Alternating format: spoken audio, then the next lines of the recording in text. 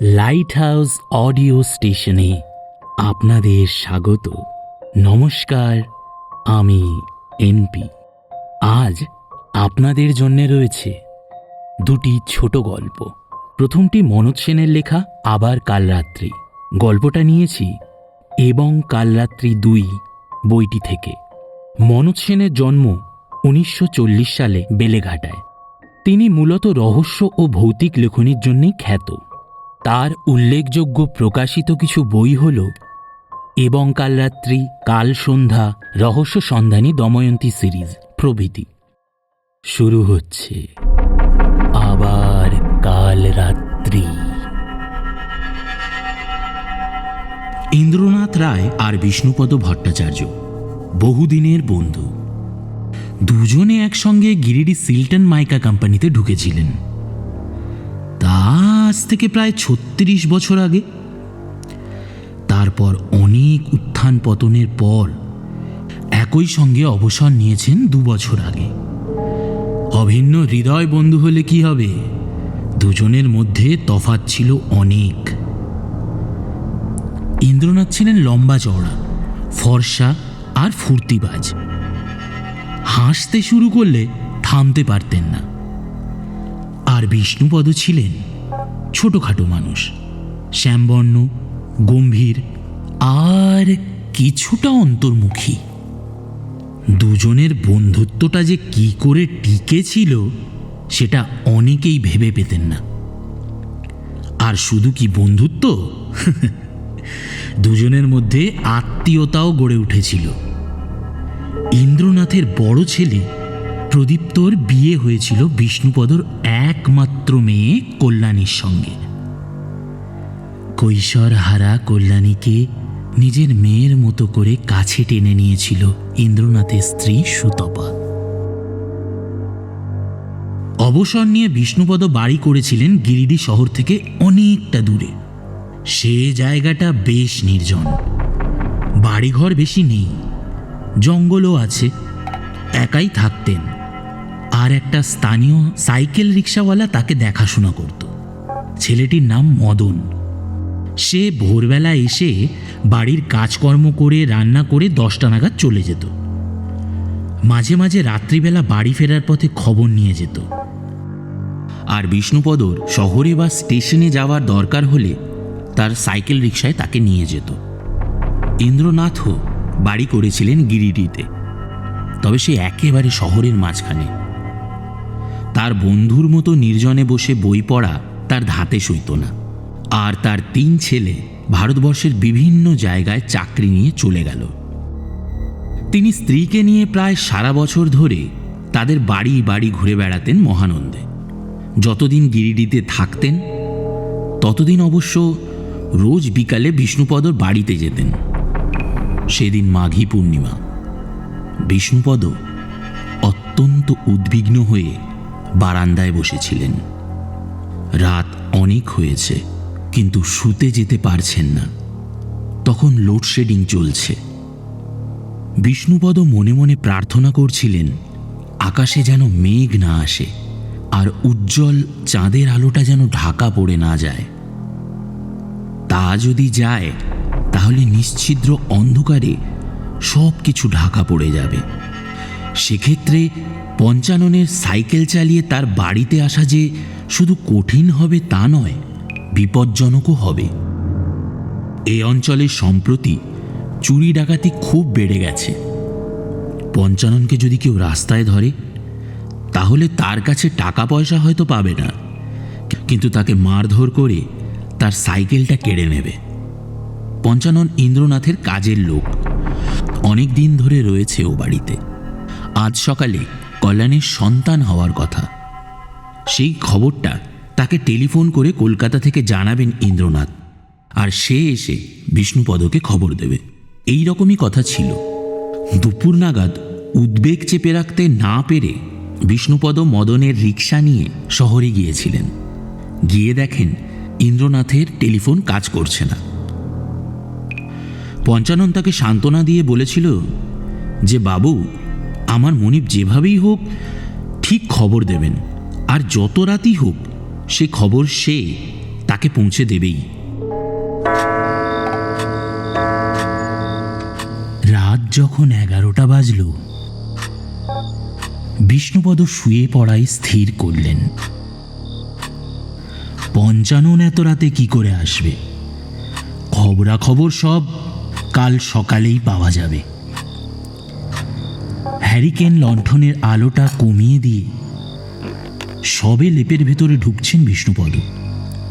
হঠাৎ বাইরে একটা হুঙ্কার শুনে তাড়াতাড়ি উঠে বসলেন।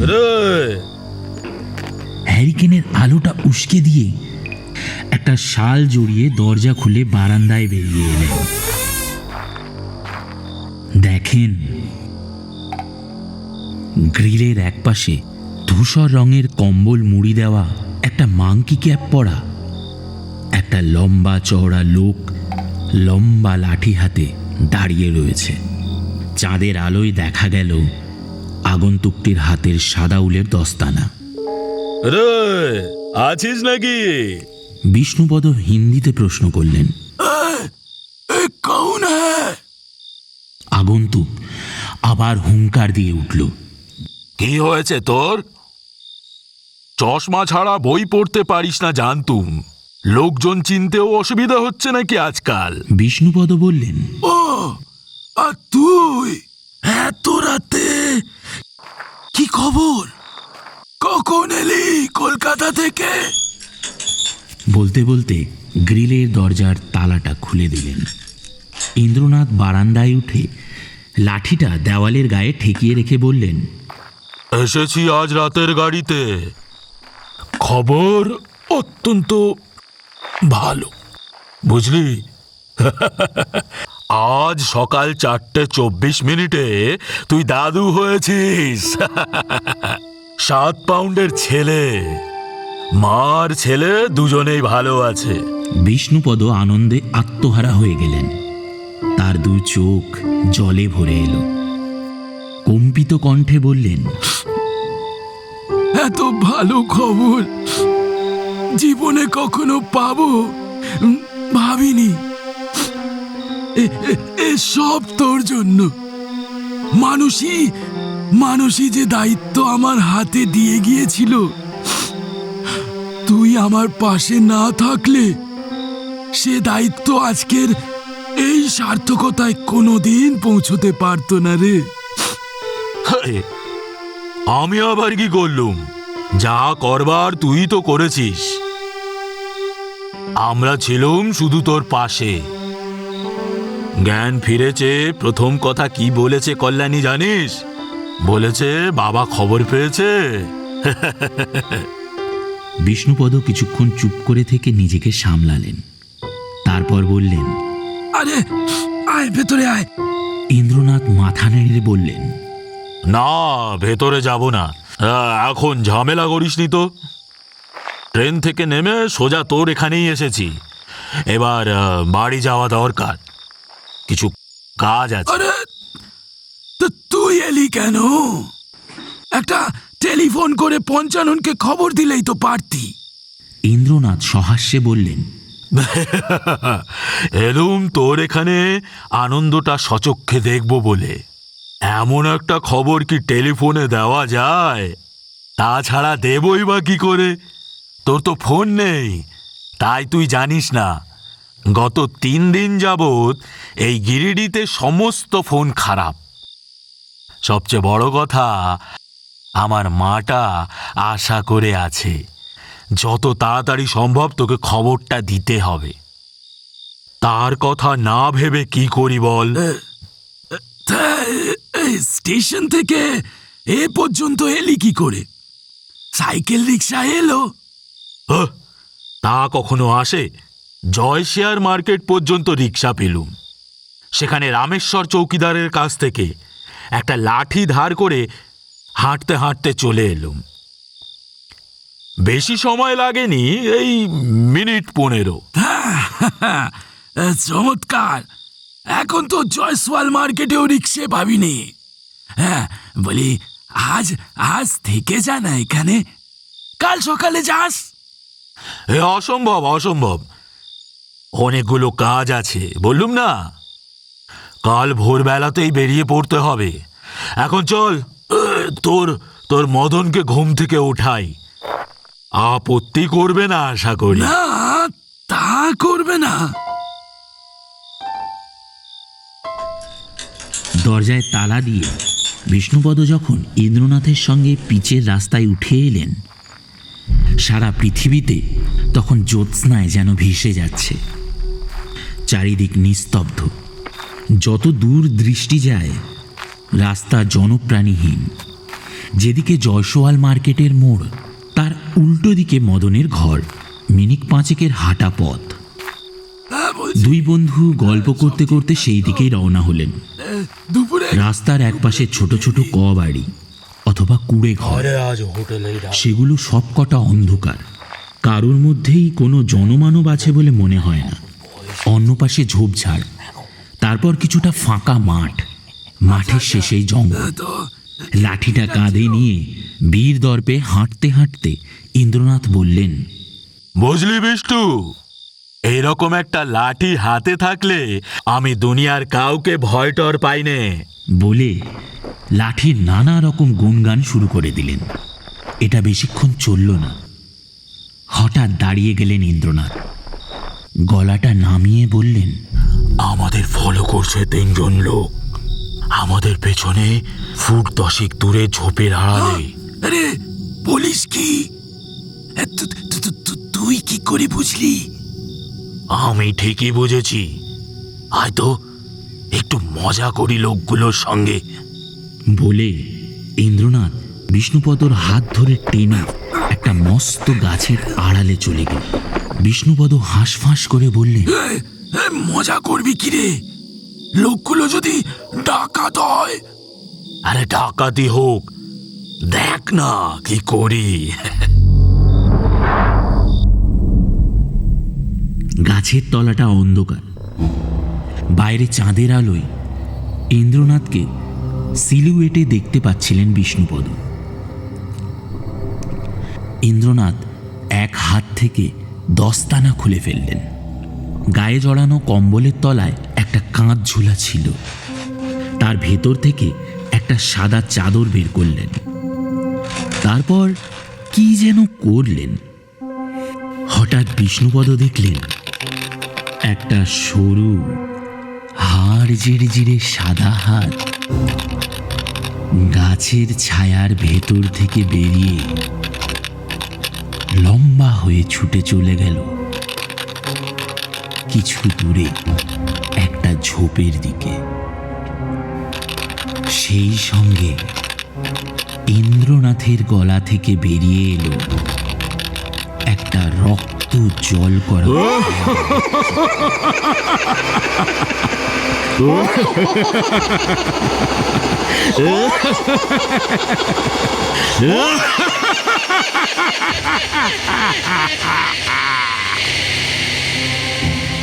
মনে হলো যেন 100টা কাঁসর ঘণ্টা একসঙ্গে বেজে উঠল। যদিও সেই শব্দটা হাসিরই বলা যেতে পারে, কিন্তু বিষ্ণুপদর হৃৎপিণ্ডটা চমকে উঠে গলার কাছে এসে ধড়ফড় করতে লাগলো।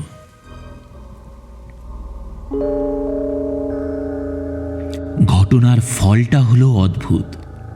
3টে কালো কম্বল মুড়ি দেওয়া লোক ঝোপটার পেছন থেকে লাফ দিয়ে উঠল। তাদের একজনের হাতে দেশি গাদা বন্দুক, অন্য দুজনের হাতে চকচকে তলোয়ার। সেসব অস্ত্র ফেলে ভয়ঙ্কর আতঙ্কে তারা বাপরে মারে করে চিৎকার করতে করতে ঊর্ধ্বশ্বাসে জঙ্গলের দিকে ছুটল।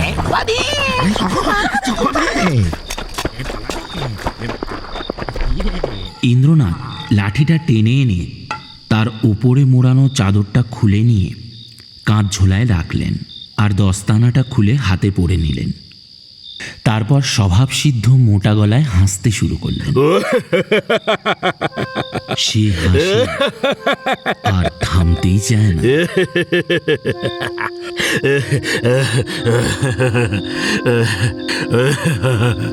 দেখলি কেমন ভয় দেখালুম বেটাদের? আর জীবনে এদিকে মারাবে না ডাকাতি করার জন্যে। বিষ্ণুপদ ততক্ষণে একটু সামলেছেন, বললেন, তোর ছেলে মানুষই আর গেল না। ডাকাতদের সঙ্গে এরকম ফাজলামি কেউ করে? হ্যাঁ, যদি ভয় না পেত? পাবে না মানে? এরা হলো গেঁয়ো ডাকাত। এদের যে কত রকম কুসংস্কার আছে তার ইয়ত্তা নেই। আর সেই সব কুসংস্কারের মধ্যে সব থেকে শক্তিশালী এই ভূতের ভয়।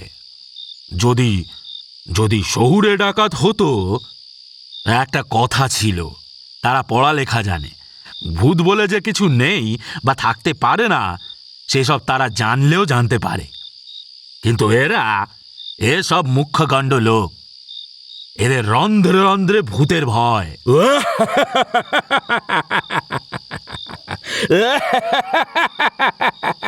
বলে আবার হাঁ হাঁ করে হাসতে শুরু করলেন ইন্দ্রনাথ। বিষ্ণুপদর মোটেই হাসি পাচ্ছিল না। তিনি একটু গম্ভীর হয়ে গাছের তলা থেকে বেরিয়ে রাস্তায় উঠলেন। বললেন, না, ঢের হয়েছে, এবার চল, মদনকে ঘুম থেকে ওঠাই। তার দরকার হবে না। তোর বাঁদিকে তাকিয়ে দেখ, একটা জিপ আসছে না? ওটা তোকেই নিতে আসছে।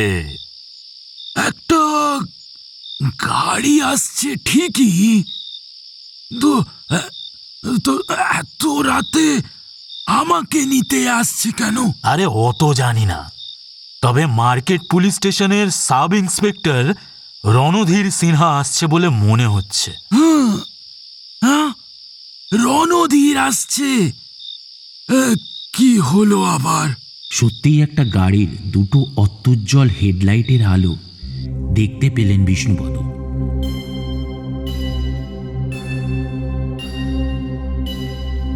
রণধীর বিষ্ণুপদর চেনা লোক। বিএ পরীক্ষার আগে তার কাছে ইংরেজি পড়তে আসতো।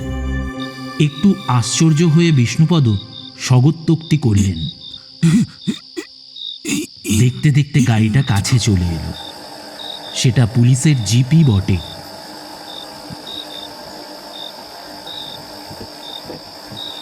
ভেতর থেকে রণধীর বেরিয়ে এলেন, বললেন, কি স্যার, এত রাতে আপনি এখানে?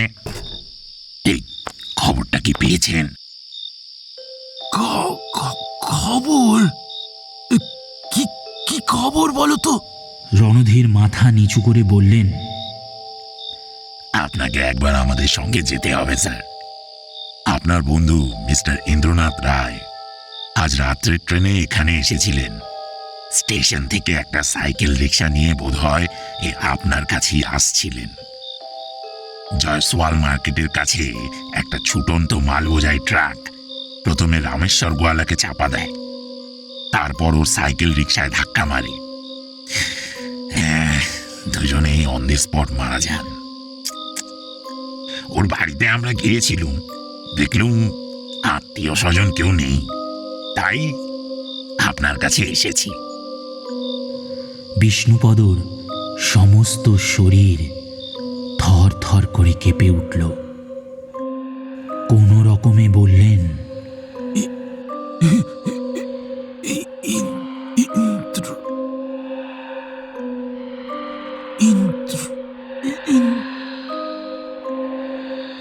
বলে পেছনের গাছটার দিকে তাকালেন। চাঁদের আলোয় দেখলেন একটা নিশাচর পাখি প্রকাণ্ড ডানা মেলে হা হা করে ডাকতে ডাকতে ওর মাথার উপর দিয়ে উড়ে চলে গেল।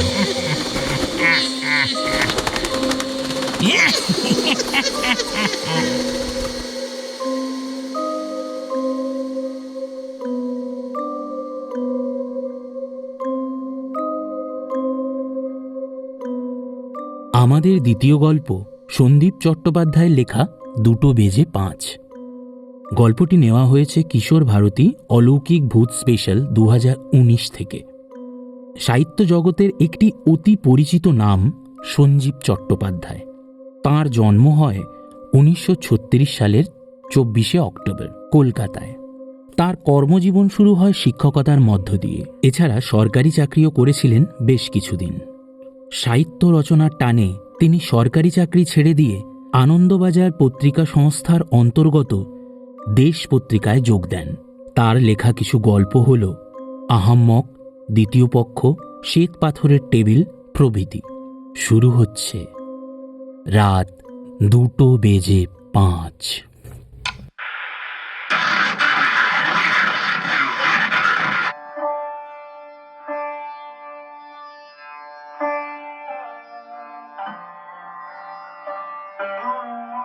আমার শোয়ার ঘরটা দোতলায়। ওটা আমার ঘর নয়, আমার বাবার ঘর। সেই ঘরে তিনি সারা জীবন কাটিয়েছেন, লেখাপড়া করেছেন। ঘরে একটা খাট আছে, সেই খাট তিনি ব্যবহার করতেন, তিনি শুতেন। বাবা চলে যাওয়ার পর আমরা ঠিক করি ওই ঘরটা আমরা সাধারণভাবে ব্যবহার করব না।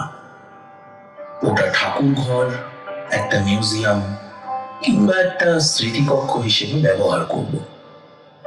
ওই ঘরে বাবার একটা বড় মাপের ছবি আছে। তার ডান দিকে শ্রীরামকৃষ্ণ, বাঁদিকে মা শারদা। এছাড়াও সারা ঘর ঠাকুর, দেবতা, মনীষীদের ছবিতে ভর্তি। মেঝেতে একটা কার্পেট পাতা, খাটটা কার্পেটের উপরেই রাখা। সব খাটের উপরে খাড়া করে পাশাপাশি রাখা। ঘরটায় ঢুকলে মনে হবে খাটের উপর যেন একটা সভা চলছে। আমি ওই কার্পেটের উপরে একটা ছোট তোষক বিছিয়ে শুয়ে থাকি। ঘরটাতে শুয়ে আমার খুব শান্তি অনুভব হয়। এভাবেই চলছিল। হঠাৎ একদিন গভীর রাতে একটা শব্দে ঘুম ভেঙে গেল। ঘরের দরজায় কেউ বাইরে থেকে ঠক ঠক শব্দ করছে। অদ্ভুত, এত রাতে কি দরজা খটখটাচ্ছে? জিজ্ঞাসা করলাম, কে? কেউ সাড়া দিল না। অগত্যা উঠতেই হলো।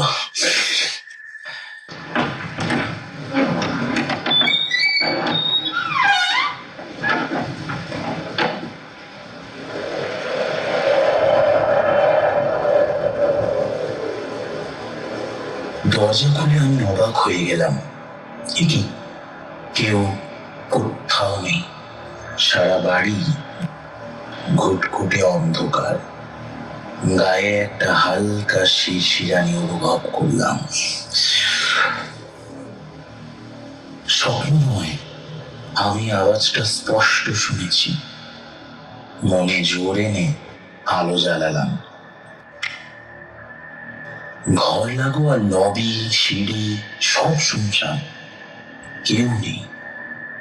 ঘড়ির দিকে তাকালাম, রাত 2।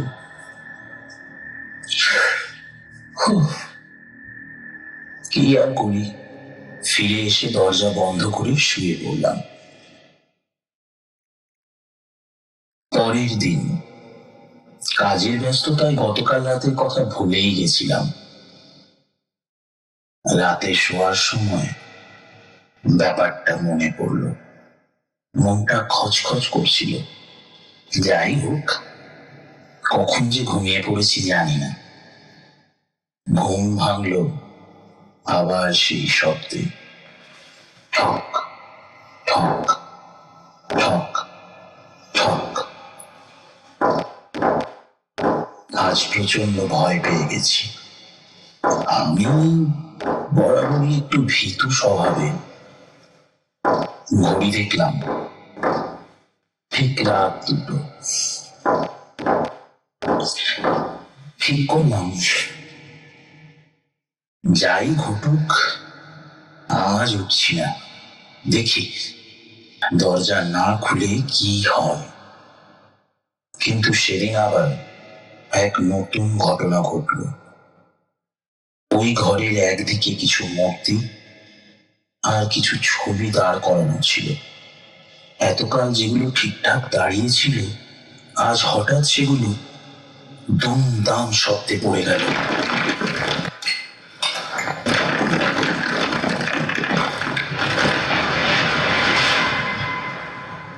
ওই ঘরের পশ্চিম দিকে একটা বারান্দা আছে। তার দরজাটা ভেতর থেকে বন্ধ থাকে। স্পষ্ট শুনলাম সেই বারান্দাতে কার যেন পায়ের শব্দ। ওপরে একা আমি, আর দ্বিতীয় কোনো প্রাণী নেই। এই এতগুলো শব্দের ধাক্কায় রাতটা কোনোভাবে জেগে শুধু হরিনাম করে কাটিয়ে দিলাম।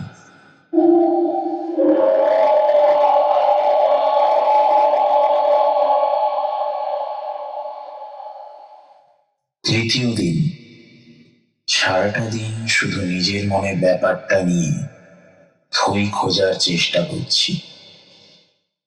একটা জিনিস পরিষ্কার, ওই ঘরে দরজা ঠকঠকানোর মানে হচ্ছে কেউ ঘরের মধ্যে ঢুকতে চাইছে। কিন্তু সে কে? এই রহস্য ভেদ করতেই হবে।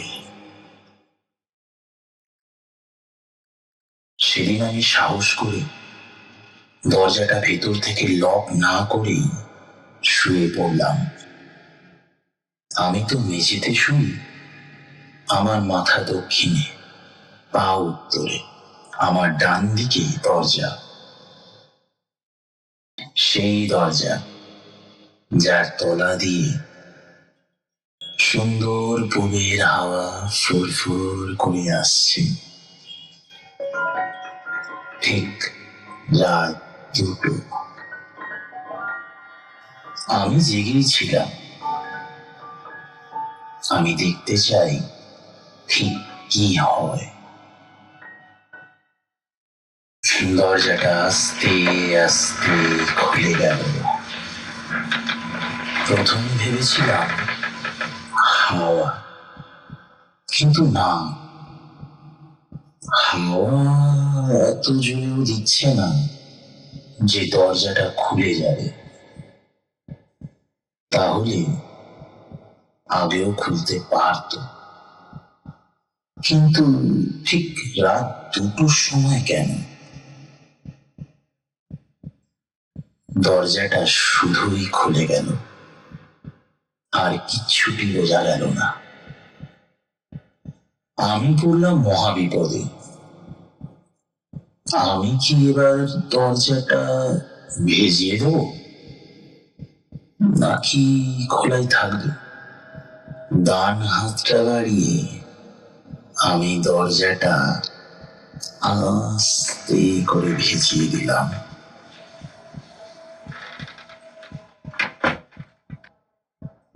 উঠে দাঁড়িয়ে ছিটকিনি দেওয়ার ক্ষমতা নেই। প্রচন্ড ভয়ে সিপিয়ে গেছি, কারণ আমি কোনো স্বপ্ন দেখছি না। যা ঘটছে সব আমার জ্ঞানত ঘটছে, সব আমার চোখের সামনে। এইভাবে অনেকক্ষণ কেটে গেল।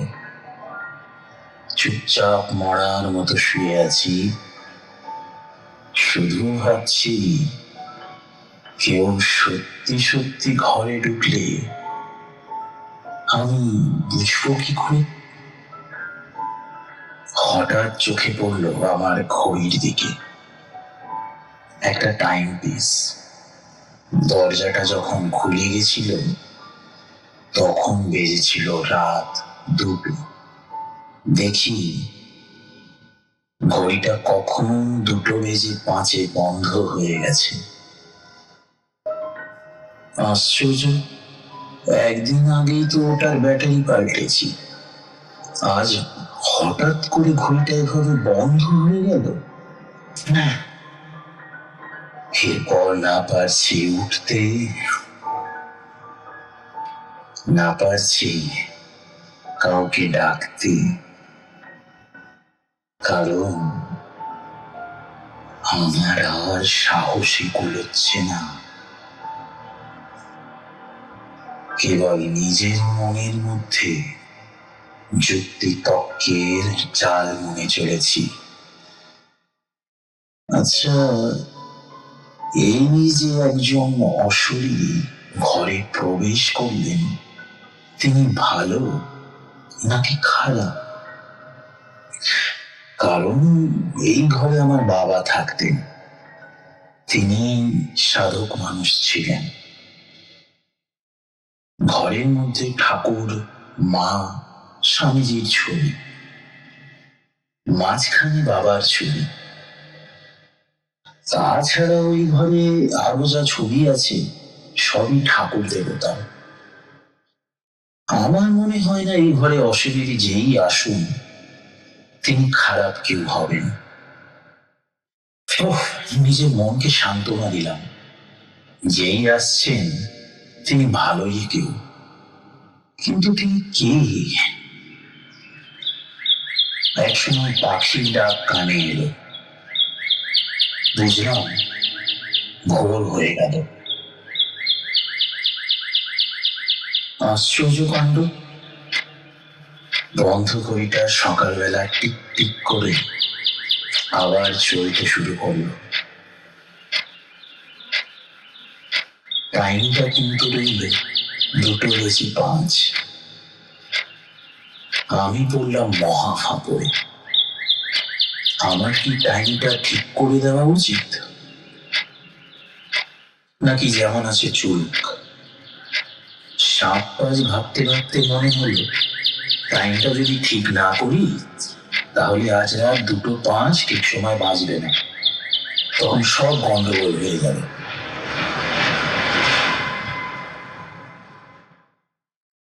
আজ চতুর্থ দিন, আবার রাত এলো। বাবার ঘরের দরজাটা পূব দিকে, পশ্চিম দিকে খাটটা, উত্তর দক্ষিণে পাতা, আরো পশ্চিমে ওই বারান্দার দরজা।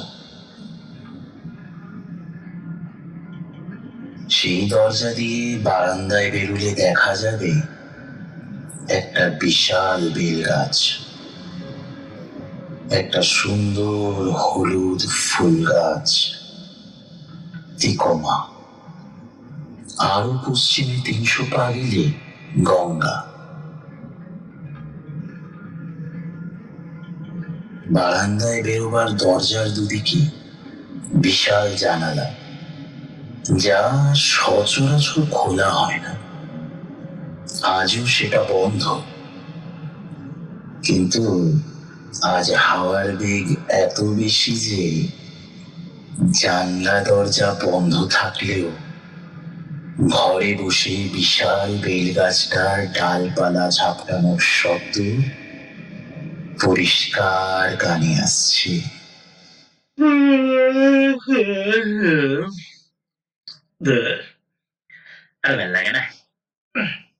আজ গরম কম, খুব ঘুম পাচ্ছে। ভাবলাম যেই আসছেন আসুন, দরজা তো খুলেই রাখলাম। রোজ রোজ কোনো মানুষ রাত জাগতে পারে? কিন্তু মনে প্রশ্নটা থেকেই গেল, কে আসছেন? বাবা?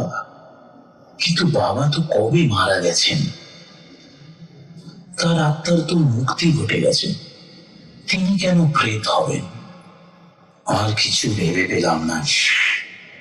মুখকে বোঝালাম বাবাই নিশ্চয়ই আসছেন তার সাজানো বাগান ঠিকঠাক আছে কিনা দেখতে। ঘুমোবার চেষ্টা করলাম, কিন্তু বিধাতার ইচ্ছে ছিল অকারণেই আমার ঘুম ভেঙে গেল। ঘড়িতে দেখলাম রাত 2টো। দরজাটা আস্তে আস্তে খুলে গেল। কি সুন্দর সেই খোলার ধরন! কিন্তু এ কি দেখছি আমি? কেউ যদি ঘরে ঢোকে তাহলে তো তার পুরো অবয়বটাই দেখতে পাওয়া যাবে। আমি দেখছি শুধু 2টো পা, আলতা পরা, তার উপর শাড়ির লাল পাড়। ব্যাস, তারপর আর কিছু নেই। ধীরে সুস্থে পাটা ঘরের মধ্যে প্রবেশ করছে। সারা গায়ে আমার কাঁটা দিয়ে উঠছে, হাত পাগুলো কাঁপছে। শাড়ির পাড়টা আমার খুব চেনা। আমি খাটের দিকে তাকালাম। বাবার ছবির ডান পাশে ঠাকুর, বাঁ পাশে মা শারদা, তারও বাঁ পাশে আমার মা একটা থামে হাত রেখে দাঁড়িয়ে আছেন। মাকে একবার কুমারী পুজো করা হয়েছিল। মা সাদা শাড়ি, লাল পাড় পরা। আমি আবার জোড়া পায়ের দিকে তাকালাম। ওই শাড়িটাই এই শাড়ি। সঙ্গে সঙ্গে সব কিছু মিলিয়ে গিয়ে কুয়াশার মতো ঝাপসা হয়ে গেল। মুখ দিয়ে অস্ফুট স্বরে বেরিয়ে এলো, মা! ভেবে আশ্চর্য হলাম, বাবা মারা যাওয়ার কত আগেই মা চলে গেছেন পৃথিবী ছেড়ে। তখন আমার বয়স 4 কি 5। আজ এতদিন পর মা আসছেন। তাহলে কি মায়ের পুনর্জন্ম হয়নি? মায়ের কি মুক্তি ঘটেনি?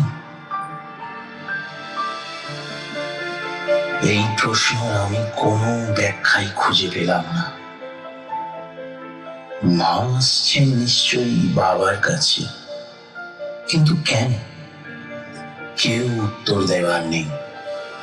নিজেকে খুব অসহায় বোধ করছি।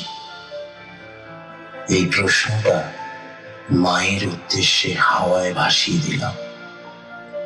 মা, তুমি কেন আসছো? আমায় বলো। ঘড়ির দিকে তাকালাম। 2:25।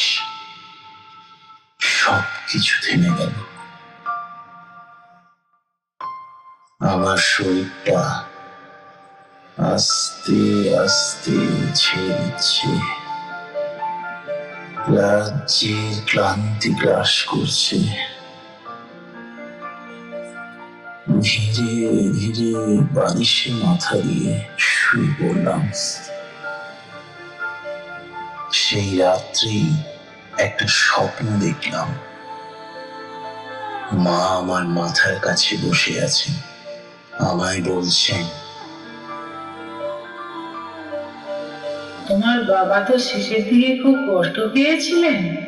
তোমার মনে আছে উনি খেতে পারতেন না, রাইস কিউব দিয়ে খাইয়ে দেওয়া হতো। তুমি একটা সন্দেশ এনেছিলে, সেটার একটুখানি জলে গুলে রাইস কিউব দিয়ে খাইয়েছিলে। আমি তখনও আসতাম।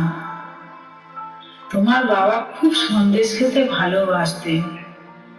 ওনার সামনে এক আধটা ভালো সন্দেশ রেখো। এই ঘরে প্রতিদিন কিছু নৈবেদ্য রেখো। নিয়ম করে পুজো আর্চা করো, নইলে সবকিছু কেমন শুকনো শুকনো লাগে। তোমার বাবা রাত 2:05 চলে গিয়েছিলেন, মনে আছে তোমার? 5:05 আমরা হাত ধরাধরি করে বারান্দার বেলগাছ পেরিয়ে গঙ্গার ঘাটে গিয়ে একটু বসে থাকি, ওতে আমরা শান্তি পাই। আমাদের তো শরীর নেই, তাই কারো কিছু বলারও নেই। আমি আবার আসবো, প্রতি রাতে আসবো।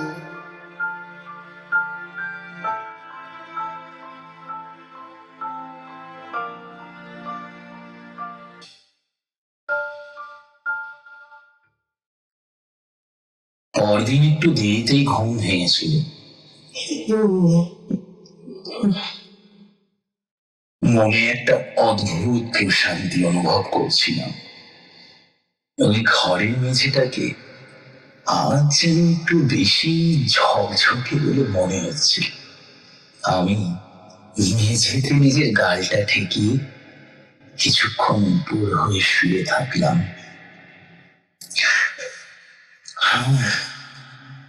কি আরাম! মা বলে গেছিলেন তিনি প্রতি রাতে আসবেন, কিন্তু সেই রাতের পর থেকে অনেক রাতেই নিয়ম করে ওই সময় উঠেছি মাকে অনুভব করব বলে। মা আসেননি, তবে এক লম্হার জন্য শুনতে পেয়েছি পশ্চিম দিকের বেলগাছটাতে একটা তীব্র ঝটপট শব্দ। ঘড়ির দিকে তাকিয়ে দেখেছি রাত 2:05। Shadows where whispers dwell, ghosts of secret